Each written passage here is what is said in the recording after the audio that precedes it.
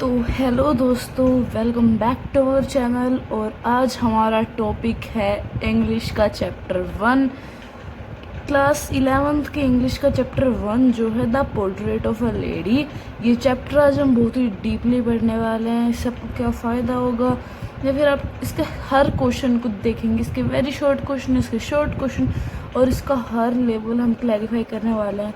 इस चैप्टर में कहीं फिगर ऑफ स्पीच यूज़ हुई हो, and everything will notice in very deep manner, very brief manner. तो गाइज प्लीज़ इस वीडियो को पूरा देखिएगा।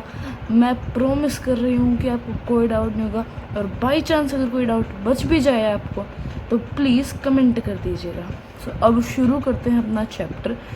शुरू करने से पहले अगर आप नए हैं तो प्लीज़ सब्सक्राइब कर दीजिएगा और वीडियो को लाइक कर दीजिएगा, बिकॉज नया शायद मेरा वी नीड योर सपोर्ट। ठीक है, तो शुरू करते हैं। सबसे पहले ये जो पॉइंट है तो यही है कि आप क्यों पढ़ा रहे हो, या फिर आपको पढ़ने से क्या फ़ायदा होगा।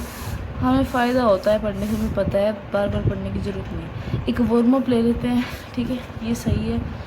आज हम पढ़ने वाले हैं एक जर्नी के बारे में, एक इंट्रीग्यूइंग जर्नी के बारे में in the world of literature, with in focus on a remarkable character with ancient wisdom and the echoes of forgotten tales.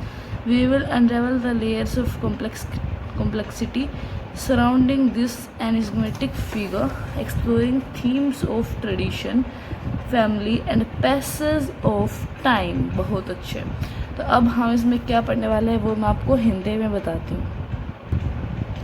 ये जो चैप्टर है इसमें हम अपने लिटरेचरी वर्ल्ड में एक कदम रखने वाले हैं।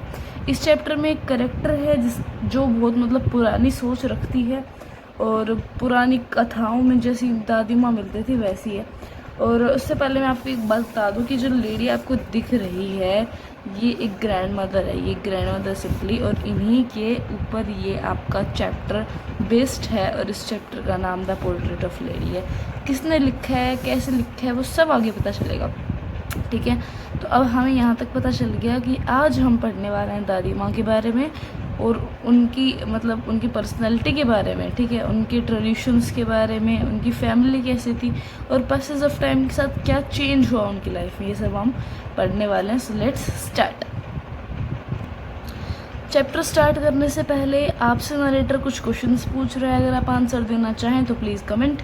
What impressions do you have of your grand mother, मतलब आपकी ग्रैंड मदर का आप पर क्या इम्पैक्ट है, या फिर आपका उनका आप पर क्या असर है, आप इस तरीके से इसको ले सकते हैं। What are your grandmother's opinion about modern trends, जो ये मॉडर्न ट्रेंड्स आते हैं लाइक ड्रेसेस के एंड बहुत कुछ, इन पे आपकी ग्रैंड मदर की क्या राय रहती है। इन क्वेश्चनों के आंसर आप दे सकते हैं इफ़ यू वांट। और अब हम शुरू करते हैं चैप्टर। सबसे पहले समरी देख लेते हैं, ओवरव्यू, जिससे आपको और अच्छे से समझ आएगा। सबसे पहले इंट्रोडक्शन लेते हैं। तो यहाँ पे एक नरेटर है जो अपनी ग्रैंड मदर को, एक ओल्ड वुमेन जिसके चेहरे पर बुरी तरह से झुर्रियाँ पड़ चुकी हैं, और उसकी जो मेमोरी है, जितना मतलब उस नरेटर को, उस बच्चे को याद है, तब से उसकी ग्रैंड मदर के चेहरे पे झुर्रियाँ ही हैं। और कुछ लोग कहते हैं, या फिर कह लो कुछ अफवाहें हैं कि एक बार वो भी जवान और सुंदर यानी यंग एंड प्रिटी थी, और उनकी अपीयरेंस जो अब है वो उन बातों से तो कुछ अलग ही है। इसलिए जो यंग नरेटर है, मतलब जो बच्चा है, वो इन बातों को कि उनकी ग्रैंड मदर भी यंग एंड प्रिटी थी, उनको रूमर्स कह के मतलब दर्शाता है। तो ग्रैंड मदर जो है उनका एक ग्रैंड मदर उसकी जो हस्बैंड है, मतलब जो नरेटर उसका ग्रैंड फादर, उन ग्रैंड फादर का पोर्ट्रेट, मतलब उनकी पिक्चर जो है वो उनकी ड्राइंग रूम में टंगी हुई है, जिसमें एक मतलब बूढ़ा इंसान है जिसकी बड़ी बड़ी वाइट दाढ़ी हैं। अभी ये चीज़ आपसे पूछ सकता है कि ग्रैंड फादर का जो फिगर था वो कैसा था, लाइक ग्रैंड मदर का भी पूछ सकता है कैसी थी, ओल्ड वुमेन थी, है ना, रिंकल्ड था उसका फेस, तो ये सब आपसे पूछ सकते हैं। उसके बाद description of the grand mother में, ग्रैंड मदर इज़ पोर्ट्रेड, मतलब ग्रैंड मदर को दर्शाया गया है एज ए शॉर्ट, मतलब छोटी, फैट मतलब मोटी, और bent with a face covered in wrinkles. वो थोड़ी सी मुड़ी हुई थी, लाइक बुढ़ापे में मुड़ी जाते हैं, और उनके चेहरे पे झुर्रियाँ थी, थोड़ी सी छोटी हाइट की थी और थोड़ी सी मोटी थी। उनकी एज अपीयरेंस के अलावा वो बहुत ही ब्यूटीफुल बताई जाती हैं, क्योंकि वो एक काम इंसान थी और पीसफुल मैनर में वो रहती थी, ठीक है। Narrator and the grand mother shares a close bond, वो बहुत अच्छे मतलब क्लोज बॉन्ड था उनका, अच्छा रिश्ता था। अब एक दूसरे के साथ टाइम स्पेंड करते थे। जब नरेटर छोटा था तब उनके रूटीन से उनके ट्रेडिशंस क्या था, ये पढ़ता है। देखो ग्रैंड मदर जो है वो एक डेली रूटीन फॉलो करती थी। वो नरेटर को स्कूल भेजती थी, उसके लिए ब्रेकफास्ट प्रिपेयर करती थी, स्कूल तक उसको छोड़ के आती थी और फिर अपना धार्मिक कार्य जो भी वो करती थी, पूजा पाठ वो सब करती थी। मॉर्निंग प्रेयर्स करती थी, गलियों में जो कुत्ते होते हैं उनको खाना वगैरह खिलाती थी, चिड़िया वगैरह को खाना खिलाती थी, ये सब वो करती थी। अच्छा, अब रिलेशनशिप में चेंज कैसे हुआ? देखो नरेटर्स के जो पेरेंट्स हैं ना, वो उनके जॉब लग गई सिटी में, तो वो शिफ्ट हो गई सिटी में, ठीक है। या फिर कोई और भी कारण रहा होगा, क्योंकि सिटी में जाने के काफ़ी कारण होते हैं, लाइक जॉब, एम्प्लॉयमेंट, है ना, ये तो वही सेम बात होगी, स्टडी, एजुकेशन, बहुत सारे कारण होते हैं। तो क्या हुआ, उनकी वो सिटी में शिफ्ट हो गए। उसके बाद ग्रैंड मदर जो थी ना, उनका जो रोल था, मतलब जो इंटरफेरेंस था बच्चे की लाइफ में, जितना उनका टाइम देती थी वो अपने बच्चे को नहीं, पोते को, मतलब बच्चे से मतलब पोता है यहाँ पे, ठीक है। ग्रैंड मदर का जो रोल था नरेटर की लाइफ में, वो धीरे धीरे ख़त्म होता चला गया। अब वो इंग्लिश स्कूल में जाता था, तो ग्रैंड मदर जो थी ना, वो थोड़ी सी डिस्ट्रेस हो गई, मतलब थोड़ी स्ट्रेस में आ गई थी वो, ठीक है, मतलब थोड़ी दुखी हो गई थी वो। नरेटर वेस्टर्न कल्चर की तरफ, वेस्टर्न एजुकेशन लेता था और उनकी कल्चरल प्रैक्टिस अपनाता था। बिकॉज यार सही बात तो ये कि अपना ट्रेडिशन कुछ अलग ही लेवल पे है, बहुत अलग लेवल पे। जब दुनिया को खाना पीना चलना नहीं आता था, तब तो हम साइंस के अलग अलग तथ्य खोज रहे थे, हम जीरो का आविष्कार कर रहे थे ना, बहुत कुछ करा था हमने। तो कोई बात नहीं, इंग्लिश स्कूल में जाने लगा और ग्रैंड मदर बिकम डिस्ट्रेस, उनको दुख हुआ कि नरेटर कैसे वेस्ट एजुकेशन ले रहा है। वो थोड़ी ऑर्थोडॉक्स टाइप थी, मतलब पुरानी सोच की थी ना, कहते हैं ना आजकल पुरानी सोच की, तो उस टाइप की थी।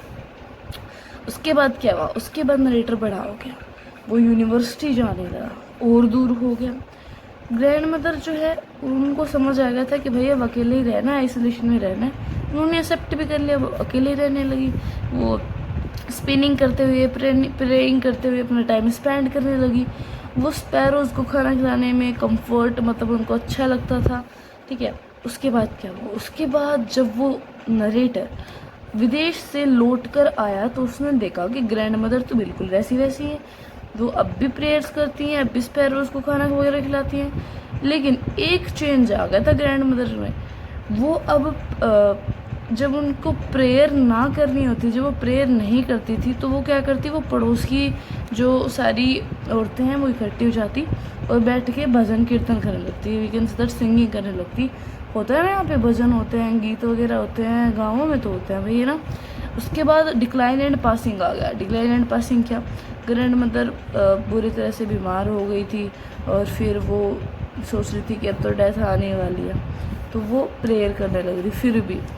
और इसके दौरान प्रोटेस्ट भी हुए कि आप ये कर लो, वो कर लो। वो प्रेयर के लग रही है, वो किसी की सुन नहीं रही। वो उसके बच्चे कह रहे हैं मम्मा ये है वो किसी की सुन नहीं रही, वो सिर्फ प्रेयर कर रही है।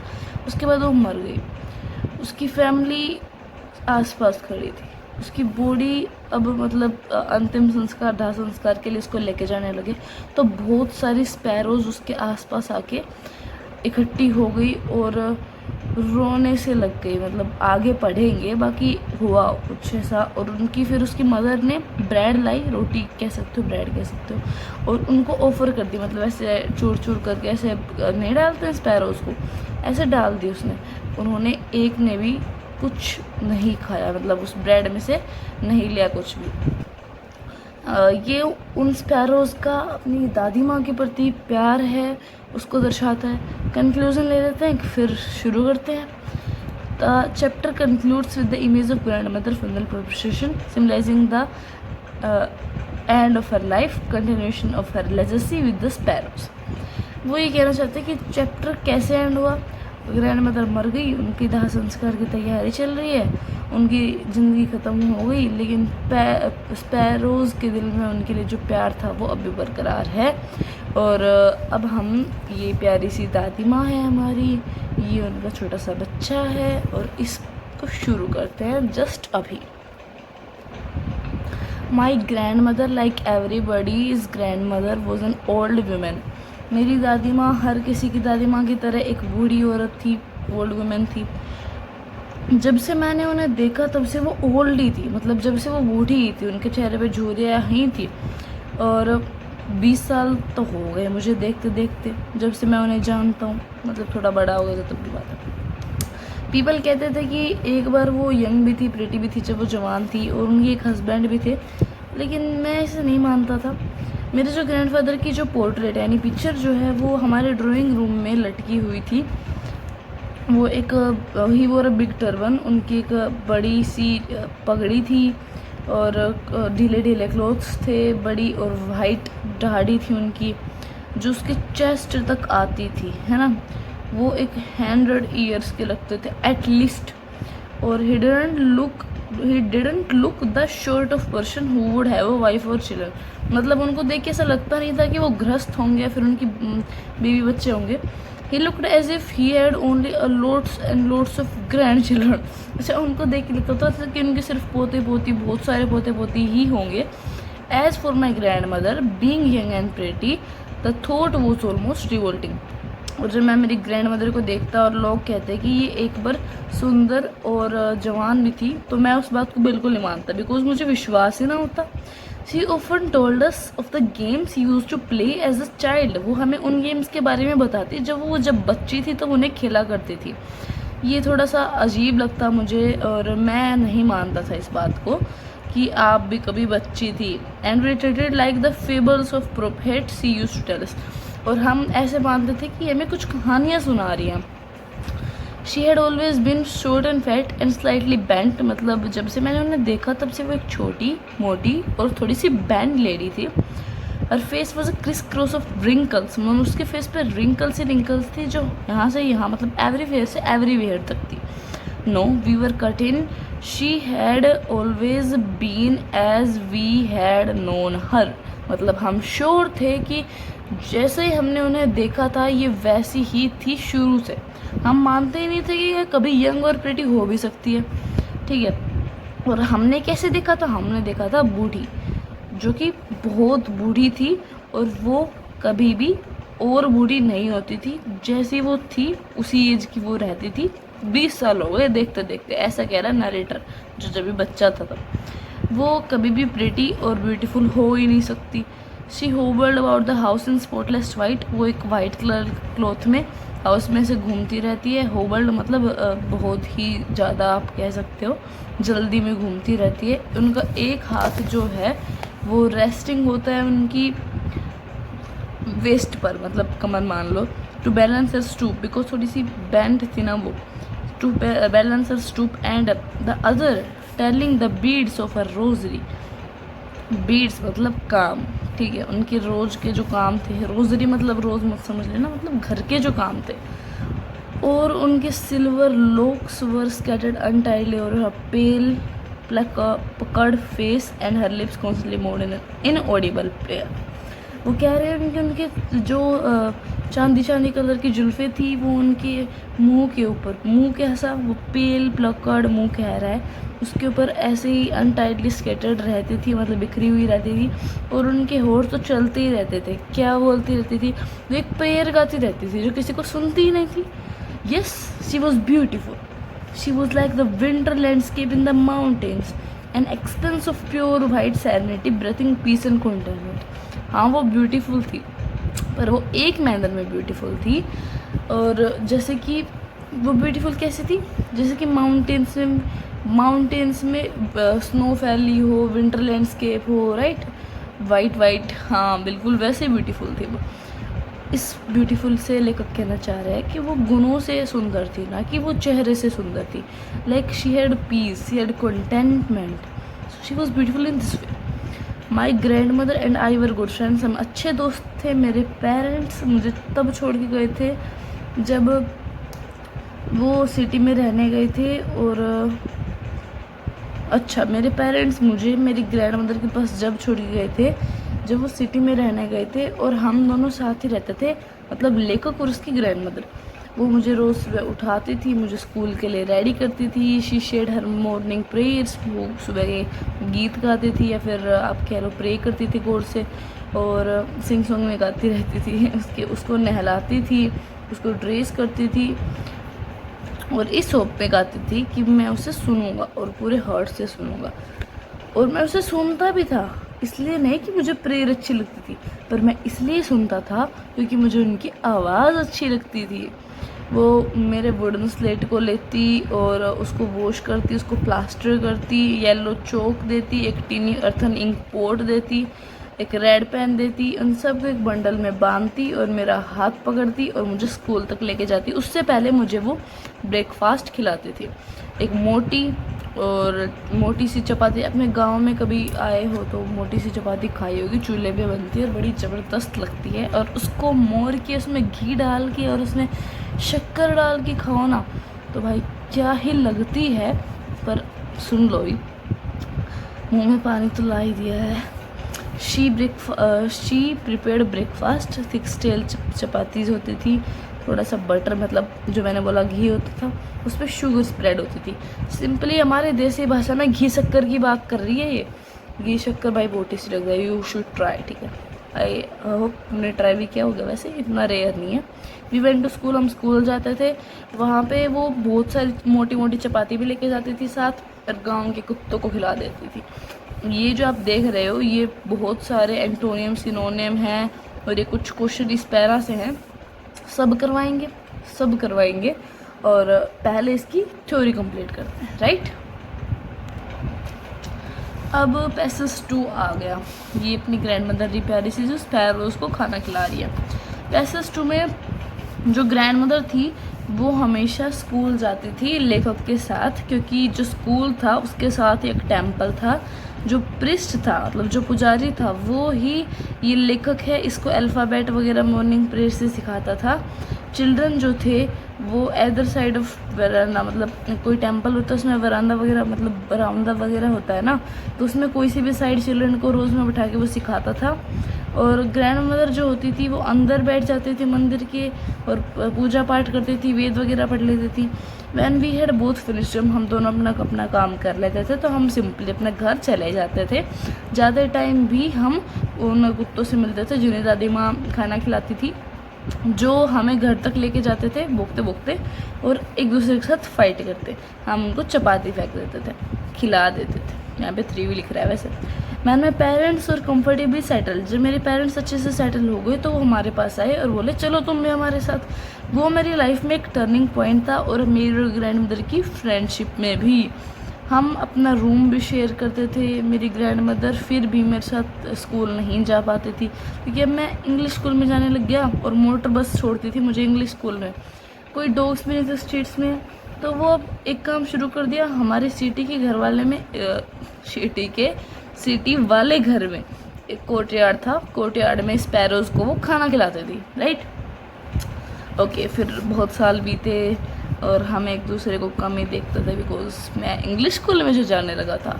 For some time she continue to wake up me up, कुछ समय तक वो मुझे उठाती रही और स्कूल के लिए रेडी करती रही। व्हेन आई कम बैक, जब मैं स्कूल से वापस आता वो मुझसे पूछती कि आज टीचर ने क्या पढ़ाया। मैं बताता इंग्लिश के वर्ड्स, कुछ वेस्टर्न साइंस की चीज़ें, लर्निंग, लॉ ऑफ ग्रेविटी वगैरह वगैरह वगैरह, और इससे वो दुखी हो जाती। क्यों? क्योंकि वो मुझे इन लेसन्स में हेल्प नहीं कर पाती थी, बिकॉज वो सब इंग्लिश था, वेस्टर्न था ना। तो she didn't believe in the things that taught us, वो मानती ही नहीं थी इन चीज़ों को। वो कहती थी भाई ये सब सही नहीं है, गॉड और स्क्रिप्चर्स के बारे में पढ़ो, है ना, वो सही रहेगा। बिकॉज शी वॉज ऑर्थोडॉक्स, पुरानी सोच की थी, अच्छी थी वैसे बहुत। One day announce that we were being given music lessons. एक दिन मैंने घर आके बताया कि हमें वो म्यूज़िक लेसन्स, मतलब म्यूज़िक भी सिखाएंगे अब तो। She was very disturb. अब तो इस बात में उन्हें और डिस्टर्ब कर दिया। उनके हिसाब से म्यूज़िक जो था उसका एसोसिएशन एक मोनोपोली, मतलब एक ट्राइब होती है, फिर आप मान लो बंजारे वगैरह होते हैं ना, वो गाते हैं, बैगर्स गाना गा के फिर पैसे लेते हैं ना। शी शेड नथिंग, लेकिन उनकी साइलेंस सब बता रही थी उनकी डिसअप्रूवल के बारे में। और उसके बाद, इस अनाउंसमेंट के बाद, वो लेखक से बहुत ही रेयरली बात करती थी, वरना उससे बातें ना करती। ठीक है। वो पता है क्या मानती थी, वो मानती थी कि म्यूज़िक अपर क्लास के लोगों के लिए नहीं है। ये जो बंजारे होता है, आपने देखा ना, ढोलक लेके आते हैं, बजाते हैं, पैसे लेके जाते हैं, फिर साड़ी वगैरह लेके जाते हैं, ऐसा कुछ होता है ना, तो उनके लिए होता है ये तुम्हारे लिए नहीं है। और तुम्हें अब ये पढ़ाने लग गई स्कूल में, तो वो थोड़ी डिस्टर्ब थी, बिकॉज थोड़ी सी पुरानी सोच की थी वो। उसके बाद ये यूनिवर्सिटी में जाने लग गया, तो इसको खुद का रूम मिल गया, तो बस अब तक तो एक रूम था, अब वो एक रूम भी ना रहा, तो एक कॉमन लिंक जो थी वो भी चली गई। अब ग्रैंड मदर को समझ आ गया, वो अकेली रहने लग गई, और वो अब स्पिनिंग, मतलब पूरे दिन स्पिनिंग करती रहती थी। स्पिनिंग का तो पता होगा तुम्हें, थोड़ी बहुत ऐसे पढ़ के आए होगे, तो चरखा वगैरह होता है ना, उससे स्पिनिंग करती रहती थी।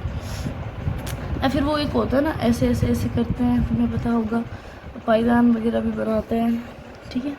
सनराइज से सनसेट तक वो बस अपने स्पिनिंग व्हील पे बैठी रहती थी, प्रेयर्स गाती रहती थी। आफ्टरनून में वो कुछ टाइम के लिए रिलैक्स करती थी और स्पैरोज़ को खाना वगैरह खिलाती थी। जब वो बैठती थी बरामदा में और ब्लेड को लिटिल बिट्स में जब वो तोड़ती थी, बहुत सारी, मतलब हंड्रेड्स ऑफ लिटिल बर्ड्स आ जाते थे उनके आसपास, और फिर बहुत सारा चिरपिंग कर देते थे। कुछ आके उनके लेग्स के पास बैठ जाते, कुछ उनके शोल्डर्स पर, कुछ तो सर पर बैठ जाते थे। वो हंसती, लेकिन कभी भी उनको दूर ना भगाती। It use to be the happiest half hour, उनके पूरे दिन में हैप्पीएस्ट हाफ आवर उन चिड़िया को खाना खिलाना था। जब मैंने डिसाइड करा कि मैं फर्दर स्टडीज़ के लिए अब्रॉड जाऊंगा, मुझे पता था कि मेरी ग्रैंड मदर पक्का अपसेट होगी, क्योंकि 5 साल के लिए जा रहा था, और उनकी एज में मैं बता भी नहीं पाता था। I want to never tell, ठीक है, कि क्या हो सकता है, लेकिन ग्रैंड मदर बता सकती थी। She was not even sentimental, ठीक है, मतलब इतनी भी इमोशनल ना थी। She came to leave me at the railway station but did not talk or show any emotion. वो मुझे रेलवे स्टेशन पे छोड़ने आई, मुझे लगा भाई बुरा लगेगा, अपसेट होगी, लेकिन उन्होंने तो कोई इमोशन ही नहीं दिखाया। और वो अब भी प्रेयर ही गा रही थी, उनका दिमाग अब भी प्रेयर में ही चल रहा था। उनकी जो फिंगर्स थी, वो उनके कामों, her fingers were busy telling the beads of a rosary. अच्छा, वो इनका तो पुराना वाला चल रहा था। उन्होंने माथे को चूमा और फिर वो निकल गई, मतलब चली गई उसको बैठा के। I cherish the most, when I left I cherish the most imprint of her breath as perhaps the last sign of physical contact. अच्छा, ये जैसे निकला इसने ऐसे साफ कर लिया। भाई तो क्या कर रहे हैं, मजाक से विपरीत। यहाँ पे पैसेज आपका 2 ख़त्म होता है। दादी माँ बहुत ही प्यारी थी ना, कितनी अच्छी लग रही है इसमें, शॉर्ट फैट तो नहीं लग रही। खैर, अगले पैसेज पे चलते हैं, ठीक है। पैसेज 3 पे आ गए, चलो पैसेज 3 शुरू करते हैं। देखो, but that was not so. 5 year के बाद लेखक वापस आता है, और फिर वो जो ग्रैंड मदर थी वो उसको लेने स्टेशन पर आती है, राइट। शी डिडंट न्यू, ठीक है। अच्छा, वो 1 साल भी बूढ़ी नहीं लग रही थी, बिल्कुल वैसे की वैसे लग रही थी जैसे वो पहले थी। उनके पास अब भी कोई वर्ड्स नहीं थे, वो अब भी प्रेयर ही गा रही थी। उन्होंने गले लगाया और अब भी मैं उनकी प्रेयर ही सुन पा रहा था। जब मैं first day of my arrival, पहला दिन था मेरा आने का, खुशी की मोमेंट थी, ये उन्होंने अपनी स्पैरोज़ के साथ सेलिब्रेट करी, और उसके बाद उनको थोड़ी डांट भी लगा दी।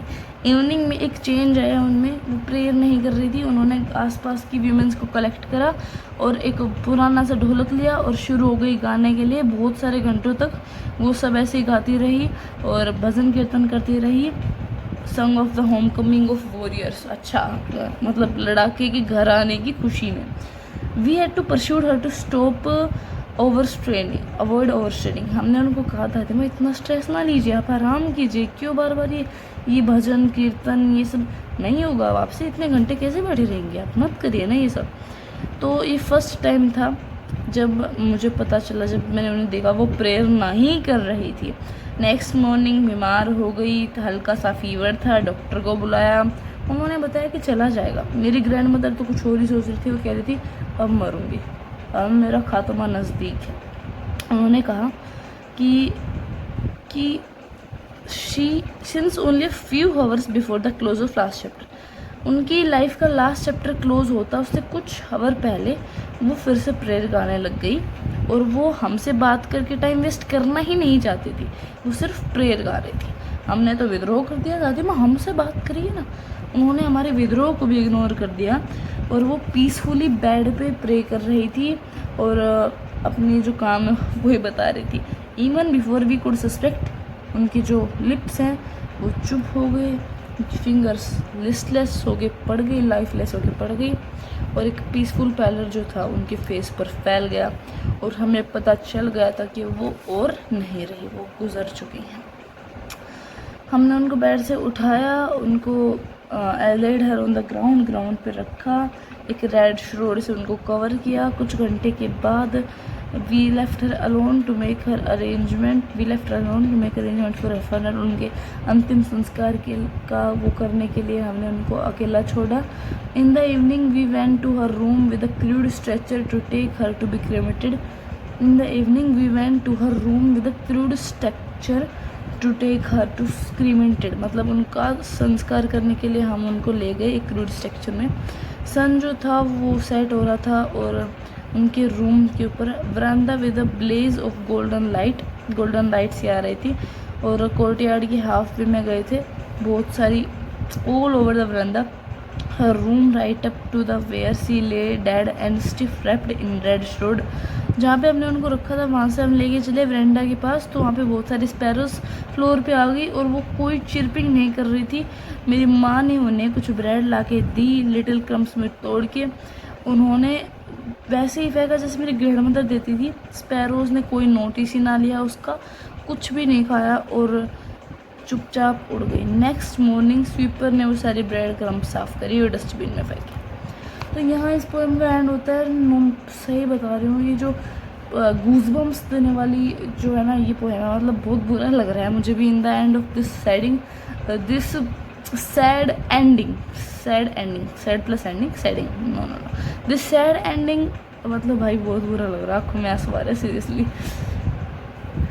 ओके, तो आपको ये कहानी समझ आई होगी, आई होप सो।